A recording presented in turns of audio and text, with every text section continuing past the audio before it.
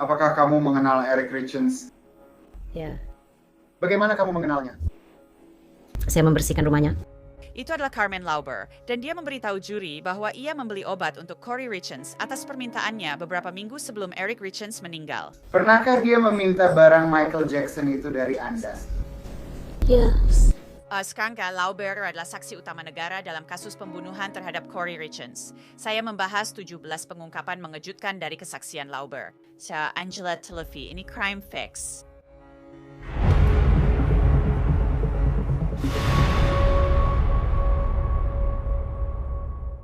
Mengikuti berita penting, tapi dengan bias media sekarang, sulit tahu mana yang bisa dipercaya. Karena itu, saya ingin memperkenalkan sponsor kami, Straight Arrow News. Straight Arrow News adalah platform berita yang dipersonalisasi yang menyajikan jurnalisme berbasis fakta untuk memberikan informasi dan membangun kepercayaan. Alat media mist mereka menunjukkan kepada pembaca judul-judul berita yang tidak terlihat di media arus utama, memberikan komentar yang bermanfaat dan langsung ke inti tanpa sensasi berlebihan. Situs dan aplikasi mereka menunjukkan bias dengan mengelompokkan sumber media berdasarkan kecenderungan politik demi transparansi. Jika Anda ingin cara yang lebih baik untuk mendapat berita, kunjungi send.com/crimefix atau klik tautan di deskripsi. Straight Arrow News. Lewati drama, dapatkan fakta. Selamat datang di jurnalisme terpercaya. Corey Richens diadili atas tuduhan membunuh suaminya Eric. Dan saksi utama negara bagian yang bersaksi melawan Corey adalah mantan pembantunya, Carmen Lauber, yang mengatakan kepada juri bahwa dia membeli obat-obatan untuk Corey bukan sekali, tapi 3 kali sebelum Eric meninggal pada bulan Maret 2022. Pengacara Corey menyatakan dia tidak bersalah dan tidak membunuh Eric dengan meracuni Moscow Mule miliknya pakai fentanyl. Corey menelepon 911 pada dini hari 4 Maret 2022 memberitahu petugas bahwa ia dan Eric minum bersama dan Eric memakan permen jeli THC sebelum tidur. Kami sudah mendapatkan saya. Sangat teknis tentang Permen jeli sebelum tidur. Namun tampaknya dia tidak melakukannya. Ini mirip permen jeli tapi bukan THC. Namun ada masalah. Pemeriksa medis menyatakan Eric Richens tidak memiliki THC saat hasil toksikologi keluar. Dia bilang hasilnya hanya menunjukkan adanya fentanyl dan alkohol dalam tubuhnya, menyisakan satu pertanyaan. Bagaimana jaksa menuduh Corey Richens memperoleh fentanyl untuk meracuni Eric demi warisan jutaan? Disinilah Carmen Lauber berperan. Dia mantan pembantu rumah tangga Corey dan Eric, bukan sekadar pembantu, tapi wanita dengan riwayat panjang terkait narkoba. apa pekerjaan Anda? ya, saya bekerja sebagai petugas penerimaan dukungan langsung. Saya bekerja dengan orang-orang yang memiliki disabilitas dan gangguan mental dan semacamnya. Apakah Anda pernah memakai narkoba? Ya. Kapan riwayat itu dimulai? Sejak kelas 6 aku mulai merokok ganja dan itu berkembang selama SMP dan SMA. Bagaimana kebiasaannya berkembang?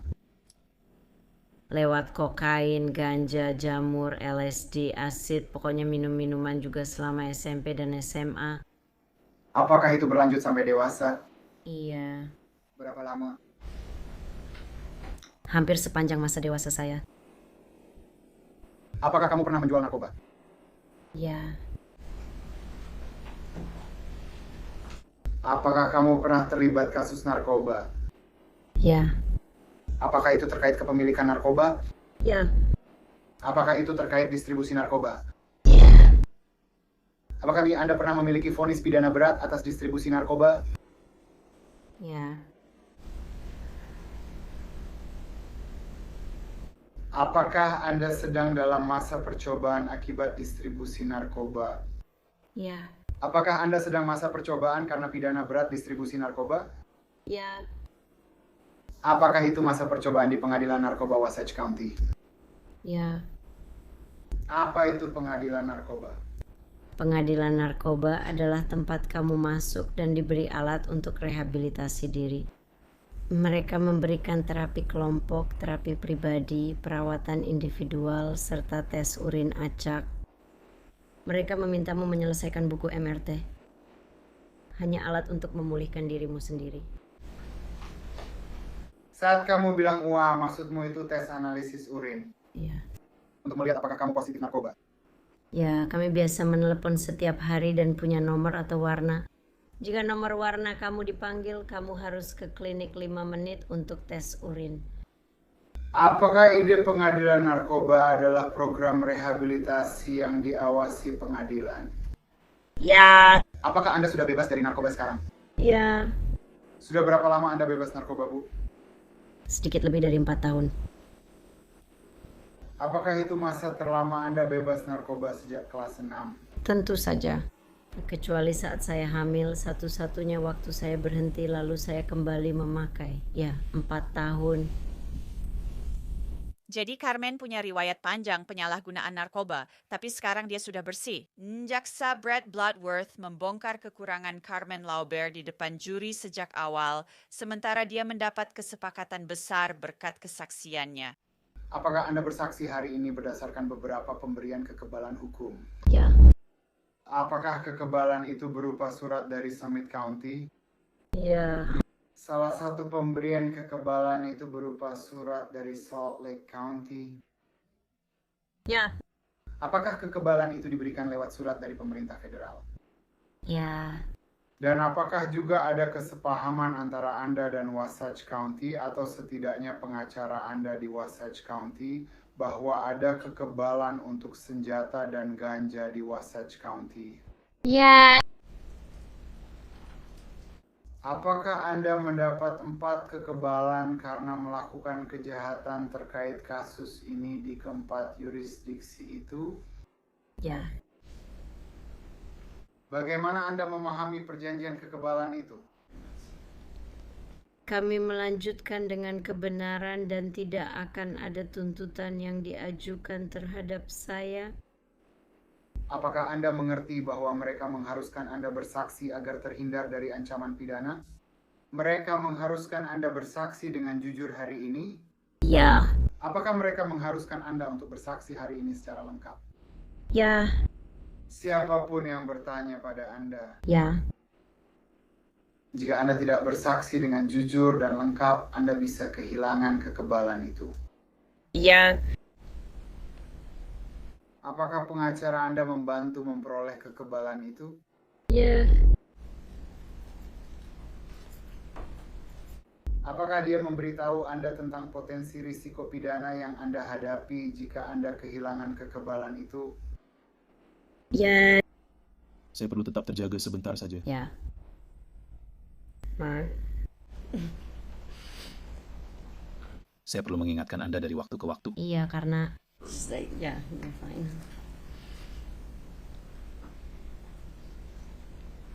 Anda diwawancara oleh penyidik sebelum Anda memperoleh kekebalan dalam kasus tersebut. Ya. Kira-kira berapa kali?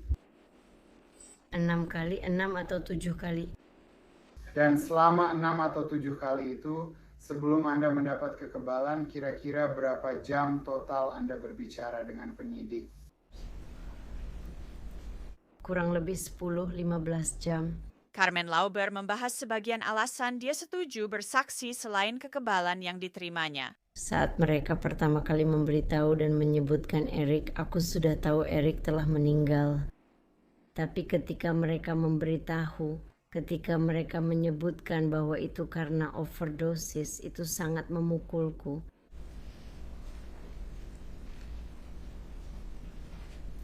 Hanya karena fakta bahwa jika itu yang terjadi, aku harus maju dan bertanggung jawab terkait bagian saya atas kejadian atau permintaan yang ditujukan pada saya.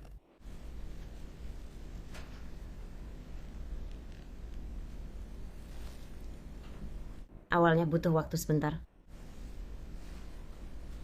untuk memproses semuanya. Carmen Lauber mengatakan salah satu alasan dia bersaksi adalah karena terlibat dalam kematian Eric. Mari akui dia juga terancam hukuman penjara berat. Sekarang kita masuk ke inti kesaksiannya. Bu, Anda kenal Corey Richards? Ya, Bagaimana Anda mengenalnya?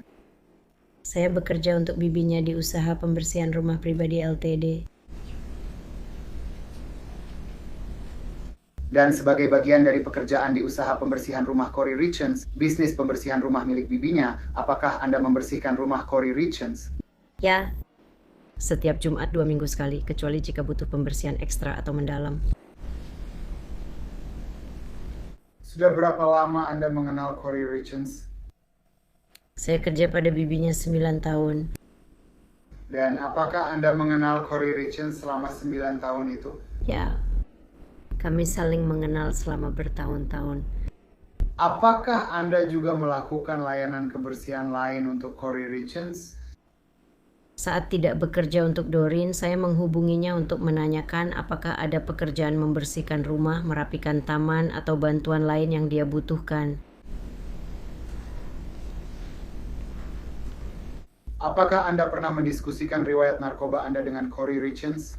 Ya, Bagaimana maksudnya? kami membahas seberapa jauh prosesku di pengadilan narkoba waktu kelulusanku, dan dia akan menghubungi untuk menanyakan keadaanku. Jika bertemu, aku akan beritahu dia Emma akan lulus. Kamu kenal Eric Richards. Ya, Bagaimana kamu mengenalnya? saya membersihkan rumahnya dan dia biasanya datang lalu bercanda dengan kami bahwa kami masih di sana lebih lama dari seharusnya. Dan dia biasanya berkata pada kami, ayo keluar dari sini. Kalian tahu kita sudah bekerja lewat jam 5, saatnya pulang. Saya pernah pergi ke rumah mereka bersama cucu-cucu saya untuk barbeque saat ulang tahun salah satu anak mereka bersama bibinya.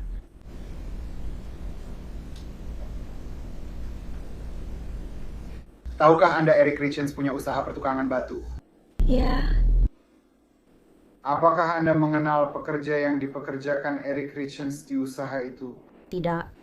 Kami tahu jaksa akan menyatakan Carmen Lauber membeli narkoba untuk Corey atas permintaannya. Namun menurut kesaksian Lauber, berapa kali dia mengaku Corey memintanya membeli narkoba? Apakah Corey Richards pernah meminta Anda untuk membelikannya narkoba terlarang? Ya, Berapa kali?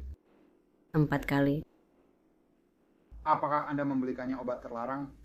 Ya, Berapa kali? 4. Saat pertama kali membeli obat terlarang untuk Corey Richards, dari siapa Anda membelinya? Susan Kohler. Saat Anda membeli obat untuk Corey Richards yang kedua, dari siapa Anda membelinya? Robbie. Robbie maksudnya Robert Crozier. Ya, Bagaimana dengan yang ketiga kalinya? Robbie. Yang keempat kalinya? Robbie. Robbie Crozier juga akan menjadi saksi kunci bagi jaksa. Carmen Lauber memberitahu juri bahwa dia menghapus pesan teks dengan Corey tentang pembelian narkoba karena pesan itu menunjukkan tindak ilegal dan dia tidak ingin bermasalah saat menjalani sidang pengadilan narkoba. Mari kita bicara tentang kali kedua Anda membeli narkoba untuk Corey Richards, yang mana itu benar kan pertama kalinya Anda membelinya dari Robert Crozier? Ya, Baiklah, Mari kita bicarakan dulu pembelian pertama dari Robert Crozier. Bagaimana Corey Richards menghubungi Anda untuk pembelian itu? dia menghubungi saya lewat pesan teks dan mengatakan bahwa investornya membutuhkan atau menginginkan sesuatu yang lebih kuat. Dan saya bisa saja memberitahunya, ya saya tidak bisa menghubungi orang-orang yang tidak saya kenal. Kamu tidak bisa begitu saja berkata, hei ini yang sedang kucari. Membeli obat di jalan berarti kamu dapat apa saja tanpa jaminan. Saat itu aku tidak kenal siapapun, jadi aku hubungi kenalan lain yang masih pakai, yaitu Nicole. sekarang disinilah topik tentang fentanyl, obat yang membunuh Eric Richards, muncul. Apakah dia pernah menghubungimu lagi setelah itu? Ya, dia menghubungiku lagi. Saat dia menghubungimu lagi, apa yang dia katakan? Dia bilang temannya punya beberapa pil fentanyl. Lalu apa yang kamu lakukan? Aku membalas pesan Corey dan memberitahunya bahwa aku punya teman yang bisa mendapatkannya, tapi itu adalah pil fentanyl. Jadi kamu bilang ke Corey punya teman yang bisa cari pil fentanyl. Iya, Bagaimana Corey Richards menanggapi? dia berkata silakan ambil itu. Jadi kamu langsung ambil? Iya. Apa langkah berikutnya? Langkah selanjutnya adalah menghubungi Robbie dan memberitahunya untuk langsung mengambilnya. Lauber juga menghapus pesan teksnya dengan Robbie Crozier karena berisi bukti keterlibatannya dalam tindakan ilegal. Ingat, Corey didakwa percobaan pembunuhan atas insiden Hari Valentine 2022 saat Eric Richens yakin Corey meracuni sandwichnya. Foto-foto ditampilkan saat kesaksian Carmen Lauber yang menunjukkan dirinya dan Nancy berkendara di Provo Canyon 3 hari sebelum Hari Valentine, 11 Februari 2022 untuk bertemu Robbie Crozier. Apakah Anda melihat kira-kira berapa banyak pil yang ada di dalam kantong itu? Saya tidak menghitungnya, tapi dia bilang sekitar 15-20 butir. Anda bilang bentuknya bulat. Ya, hanya bulat saja. Apakah Anda melihat warnanya? Agak hijau muda. Apa yang kau lakukan setelah dia memberimu pil itu? Pergi kemana? Lewat Provo Canyon pulang ke rumah di Heber. Saat pulang ke rumah di Heber, apakah kamu sempat bertukar pesan dengan Corey Richens? Ya, benar. Apa isi pesan-pesan itu?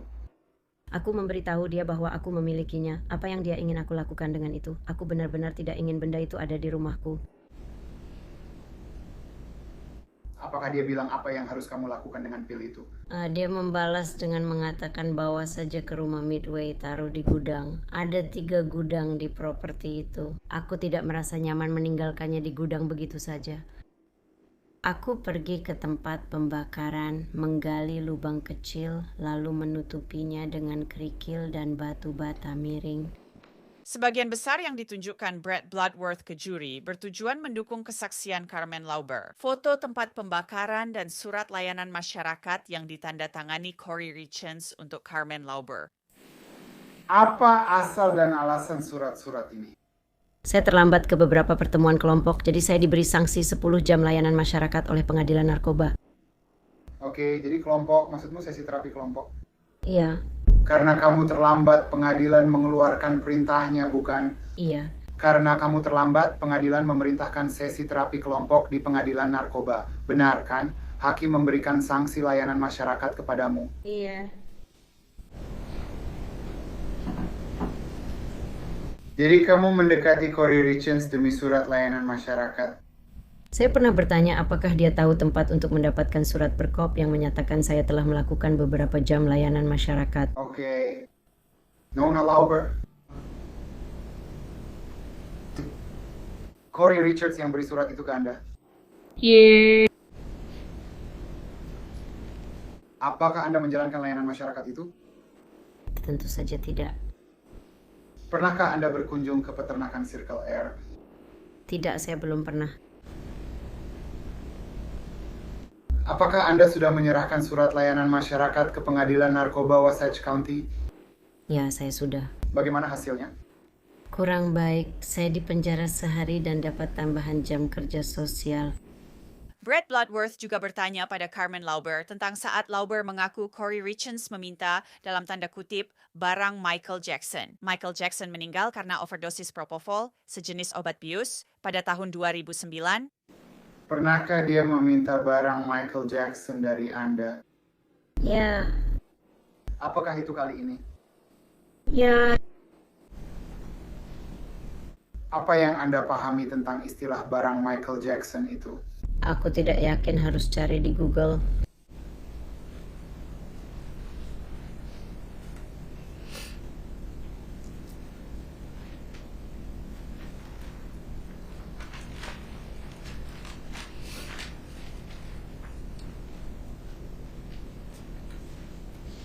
Jadi kamu bilang akhirnya ada pembelian ketiga dari Robert Crozier. Apakah Corey Richens memberimu uang di awal untuk pembelian ketiga itu?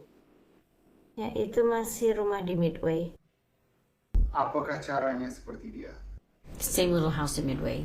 Pintu belakang? Kamu masuk dari pintu belakang rumah kecil di Midway? Ya, Apakah kamu mendapatkan uang? iya. Apakah kamu ingat kira-kira berapa banyak? Sekitar $1,000. Apakah itu uang tunai? Ya, Apakah waktu yang lain juga uang tunai? ya.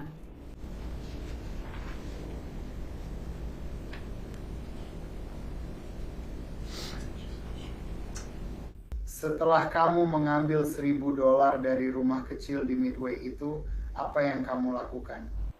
Aku mengirim pesan ke Robbie. Apa yang kamu bicarakan dan atur dengan Robbie lewat pesan? Aku hanya tanya, apa temanmu masih ada sisa barang itu? Dan tentu saja kamu tahu itu tidak langsung terjadi saat itu juga. Aku bisa mengirim pesan ke dia dan dia akan bilang, nanti aku kabari dalam beberapa hari. Aku akan cari tahu dulu. Jadi ketika Robbie membalas pesanku, aku memberitahu Cory bahwa aku bisa mendapatkannya, lalu aku kembali ke bawah meminta Nancy mengantarku lagi ke Provo Canyon ke Maverick di 126. Sama seperti sebelumnya. Iya. Apakah kamu juga mengirim pesan ke Robert Crozier saat di Ngarai seperti sebelumnya? Iya. Apa saja isi pesan-pesan itu? Pesan yang sama. Berapa lama lagi? Sejauh apa kamu? Dia juga selalu cari tumpangan. Kamu berkirim pesan dengan Cory Richards saat turun di Provo Canyon? Iya. Apa isi pesan-pesan itu? Hal yang sama. Maaf, ini memakan waktu lama. Aku tidak tahu akan memakan waktu berapa lama, tapi aku akan terus memberitahumu perkembangannya. Carmen Lauber lalu menjelaskan pil yang dia beli dari Robbie Crozier dan tindakannya setelah itu. Bisakah Anda jelaskan kantong plastiknya? Kantong plastik kecil yang bening. Hanya kantong plastik bening kecil seperti untuk kancing cadangan. Cahaya yang sama, ya. Apakah Anda ingat kira-kira berapa banyak pilnya? 15-20. Saya tidak pernah berhenti dan menghitungnya, tapi itulah yang dia katakan kepada saya ada di dalam kantong plastik itu. Apakah pil-pil itu bulat lagi? Ya, Warna apa pil-pil itu? biru yang lebih muda.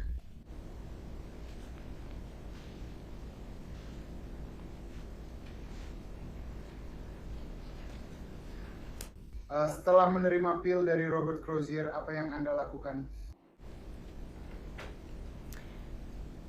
Saya mengirim pesan ke Cory bahwa saya dalam perjalanan pulang di Provo Canyon.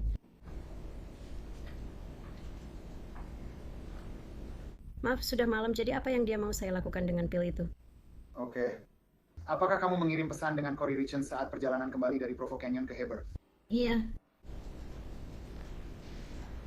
Saat kamu sampai kembali ke Heber, apa yang kamu lakukan?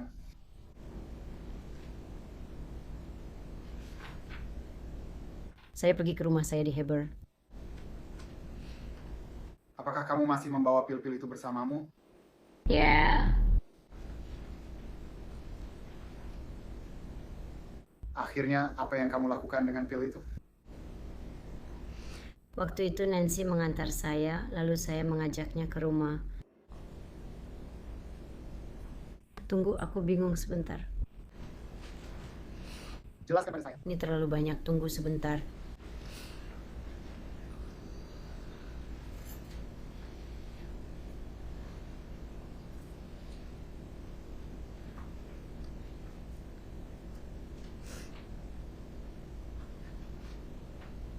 Maaf, silakan ulang pertanyaannya.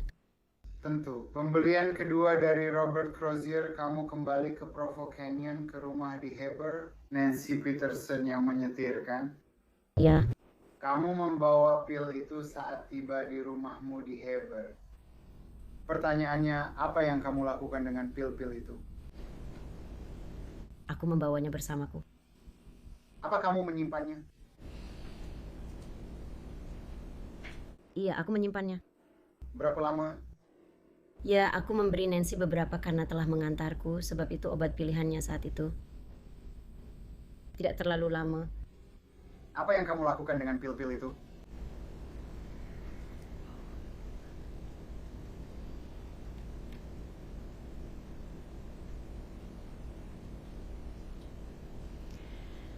Aku menghubungi Cory menanyakan apa yang dia ingin aku lakukan dengan pil itu karena aku tak suka menyimpannya. Apa responsnya?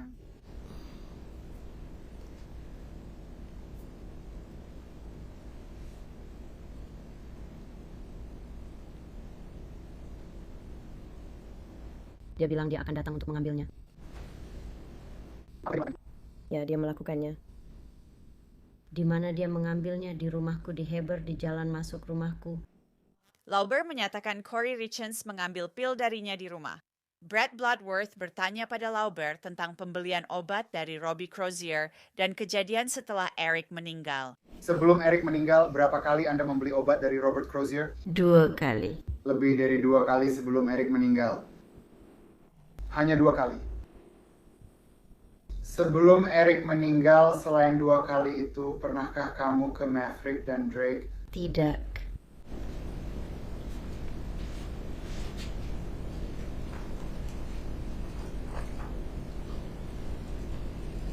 Kamu bilang Eric meninggal awal Maret kan? Ya. Apakah kamu ingat kapan kamu mengetahui bahwa Eric meninggal?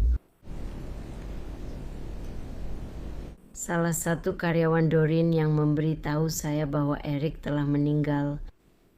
Apakah kamu ingat berapa lama setelah Eric meninggal dia memberitahumu?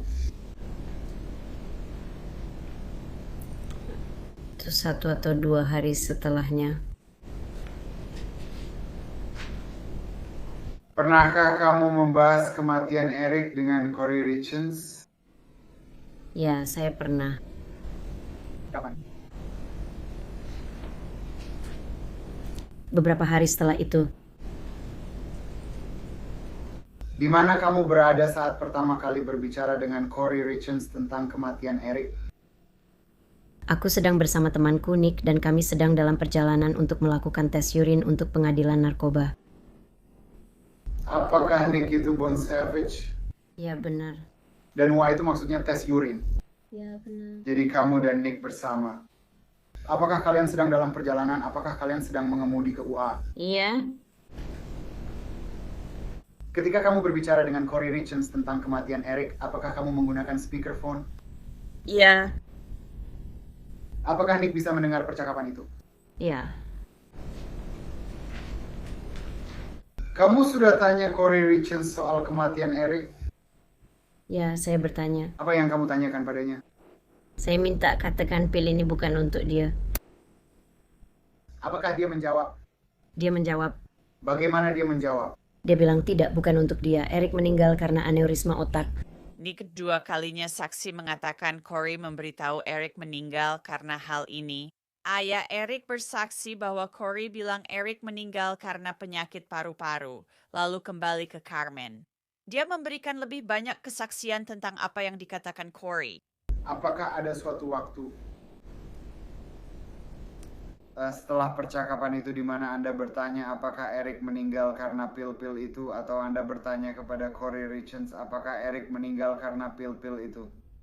Apakah ada suatu waktu setelah percakapan itu ketika Corey Richens kembali meminta Anda untuk membeli obat dari dia? Ya. Bagaimana dia memintanya? Dia bertanya apakah aku masih punya koneksi lewat temanku. Scott bisa minta 244.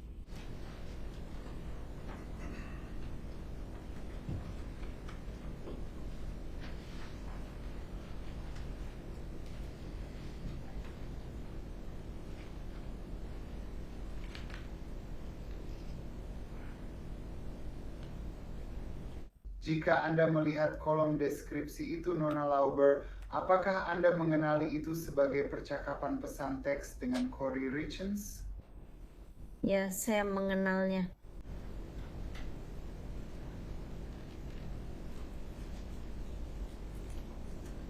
Apakah ini percakapan pesan teks yang akurat? Gambaran yang akurat dari percakapan pesan teks itu? Iya, benar. Dan apakah itu terjadi pada tanggal 7 Maret atau maaf 6 Maret hingga 7 Maret 2022? Ya, benar. Carmen bercerita setelah Eric Richens meninggal, dia membeli obat untuk Corey. Saya membahas pembeli obat ketiga dari Tuan Crozier setelah Eric meninggal. Oh tidak, dia memberiku. Ya, dia bilang padaku bahwa investor itu akan meninggalkan uang di bawah keset di rumahnya. Investor itu akan meninggalkan uang di bawah keset di luar rumahnya agar kamu bisa membeli obat-obatan? Ya, di Kamas. Oh, di rumah di Kamas. Jadi kamu ke rumahnya dan ambil uang itu? Aku bersama Nick, dia yang mengantarku. Ini Nick Von Savage yang sama? Ya. Itu terjadi di mobil saat Anda bertanya apakah pil-pil itu menyebabkan kematian Eric? Ya. Nick jemput kamu dari mana? Nick menjemputku di rumahku di Heber, lalu kami menuju ke bagian belakang Jordanelle ke rumah di Kamas. Rumah Corey Richards di Kamas. Ya, rumah Corey dan Eric di Kamas. Udah cek bawah keset depan pintu untuk uangnya. Aku ke pintu cek bawah keset tapi kosong. Aku melihat ke Nick mengangkat bahu, lalu lari ke pintu belakang untuk cek di bawah keset, tapi tidak ada apa-apa. Jadi aku lari kembali ke depan dan aku sempat mengangkat tangan ke Nick seperti apa yang harus aku lakukan. Lalu aku naik dan menekan bel pintu. Butuh waktu sekitar 1 menit bagi Corey untuk sampai ke pintu. Dia membukakan pintu. Dia menyuruhku masuk. Aku bilang padanya uangnya tidak ada di sana. Aku memeluknya dan menanyakan keadaannya.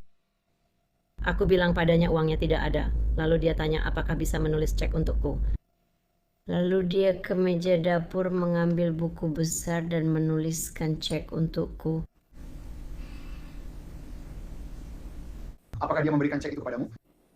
Ya, Anda tidak salah dengar. Dia bilang Corey Richards membayarnya untuk obat-obatan pakai cek. Salinan cek itu ditunjukkan kepada juri. Jumlah ceknya $100. Carmen mengatakan dia menyetorkan uang itu dan menyimpan sebagian dalam bentuk tunai. Carmen kini jadi saksi utama negara bagian. Karena itu, pembela langsung menyerang kredibilitasnya saat pemeriksaan silang. Pengacara Wendy Lewis menyatakan Lauber mungkin terlalu dipersiapkan negara untuk bersaksi. Siapa saja dari kantor Sheriff Summit County, selain Detektif Maynard dan Detektif Driscoll, yang mana yang Anda ajak bicara? Apakah ada detektif? Ya, apakah ada yang lain? Tidak. Apakah Anda sudah bertemu jaksa dalam kasus ini, baik Tuan Bloodworth atau lainnya? Ya, saya sudah. Berapa kali? Ada pertemuan awal ketika kasus ini pertama kali muncul di sini bersama Bloodworth, lalu beberapa kali lagi dalam beberapa minggu terakhir. Jadi ketika Anda bertemu dengan mereka dalam beberapa minggu terakhir, apakah itu untuk membahas kesaksian Anda? Ya. Apakah mereka melatih kesaksianmu di pertemuan itu? Mereka ada semacam mempersiapkanku untuk seperti apa. Aku tidak tahu kata yang tepat. Mereka semacam mempersiapkanku sedikit tentang itu. Lewis juga menyiratkan dalam pertanyaannya kepada Carmen bahwa polisi dan jaksa membantu Carmen menyusun cerita untuk diceritakan kepada juri. Apakah mereka membantumu mengingat bagian apa yang harus disaksikan? Sebenarnya aku bertanya kapan aku perlu tahu tentang Robbie agar bisa aku simpan di ponselku. Jelas tertulis Corey keponakan Doreen, Robbie teman Nicole. Hanya hal-hal seperti itu saja. Saya kurang paham jawaban Anda atas pertanyaan saya. Jadi apakah mereka membantu Anda menyusun bagian-bagian kesaksian? Apa jawaban Anda? Aku yang meminta foto-foto dan hal-hal seperti itu. Kamu meminta mereka membantu merangkai kejadiannya. Aku tidak tahu apakah itu benar-benar membantuku merangkai kejadiannya. Bisa sedikit menyegarkan ingatanku. Itu terjadi sudah lama sekali. Itu benar. Ini terjadi hampir 4 tahun yang lalu. Benar kan? Iya. Oke. Dan wawancara awalmu dengan detektif terjadi hampir 3 tahun yang lalu. Iya. Baiklah, so kita akan kembali ke situ nanti. Pertanyaannya jadi pribadi. Nona Crozer, apakah Anda memiliki diagnosis kesehatan mental? Saya apa? Apakah ada diagnosis kesehatan mental? Tidak. Kamu tidak punya diagnosa masalah kesehatan mental. Tidak. Kamu yakin? Iya.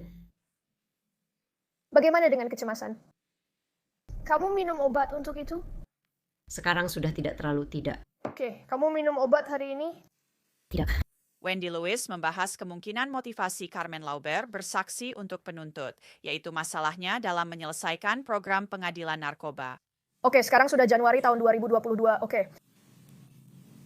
Jadi kamu melewatkan tes narkoba?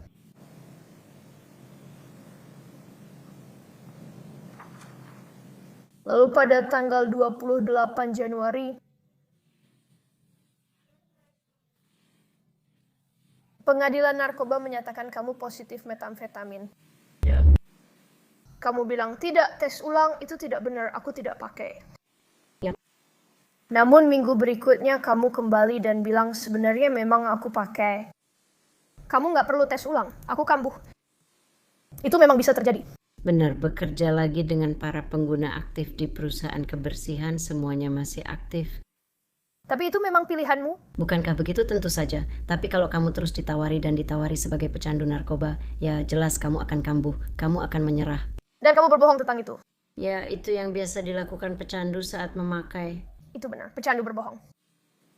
Nah, baiklah. Pecandu yang masih aktif. Wendy Lewis berusaha membuktikan pada juri bahwa Carmen Lauber tidak dapat dipercaya. Dia adalah pecandu dalam pemulihan yang bisa kehilangan banyak hal. Jadi kamu ditangkap pada tanggal 26 April. Kamu belum tahu tentang senjata api itu.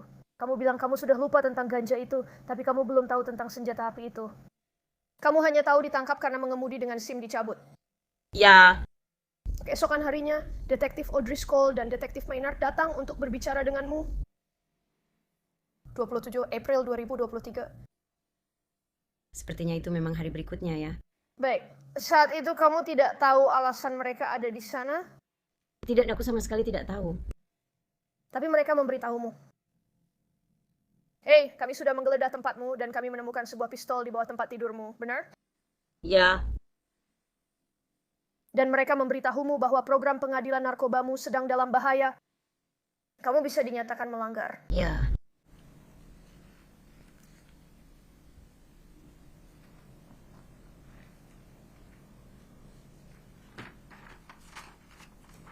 Dan jika kamu dinyatakan melanggar dan kembali lalu dijatuhi hukuman atas 2 kejahatan berat tingkat 1 dan 1 kejahatan berat tingkat 3,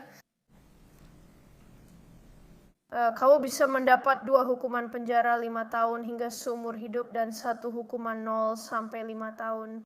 Lewis lalu membahas hal-hal pribadi yang mungkin dianggap juri sebagai serangan langsung ke Carmen Lauber. Baiklah, tapi selama wawancara itu, kamu berkali-kali mengatakan kepada para petugas, saya sudah menggunakan narkoba sejak kelas 6. Ya. Otak saya tidak begitu bagus. Benar. Saya sulit mengingat sesuatu. Ya. Kamu juga punya disabilitas belajar, kan? Ya. Bisakah kamu jelaskan apa itu? Tidak. Ya, saya minta kamu jelaskan apa itu. Tadi itu pertanyaan, bukan permintaan maaf. Saya minta maaf, tapi itu mungkin relevan. Nona Lewis. Nona Lauber, silakan jawab pertanyaannya. Ya, saya memang punya satu. Apa itu? Itu bukan pendidikan tertinggi, itu pendidikan tingkat rendah. Apakah itu karena Anda kesulitan di sekolah, karena disabilitas belajar Anda? Iya. Baiklah. Jangan malu, banyak orang juga mengalaminya. Kan?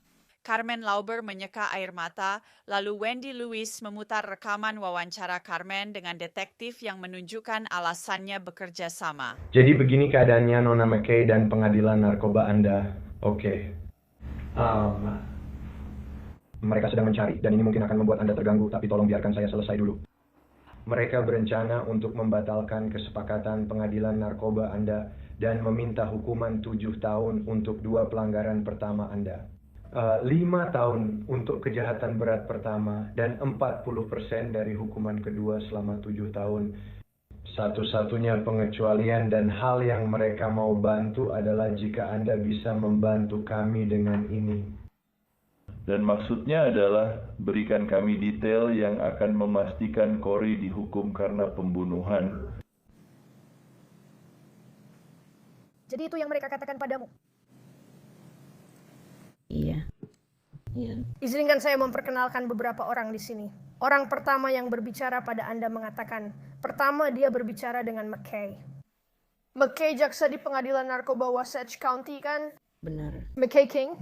Ya, benar. Saat berbicara dengan McKay King, Anda bisa mendapat 7 tahun penjara dalam kasus negara bagian Anda. Benar. Tapi jika Anda membantunya, itu tidak akan terjadi. Benar. Dan dengan membantu mereka, itu berarti Anda harus memberikan detail yang akan memastikan bahwa Corey dihukum, benar? Benar. Anda rela melakukan apa saja agar tetap di pengadilan narkoba dan tidak masuk penjara, bukan? Saya bersedia mengungkap kebenaran ya. Dugaan dari pihak pembela di sini jelas bahwa Carmen Lauber memiliki insentif besar untuk mungkin berbohong. Dia bisa bebas jika bersaksi untuk negara, tapi apakah itu berhasil? Juri akan menentukan kredibilitas Carmen Lauber. Itu akhir episode Crime Fix kali ini. Saya Angelette Levy. Terima kasih telah bersama saya. Sampai jumpa lagi.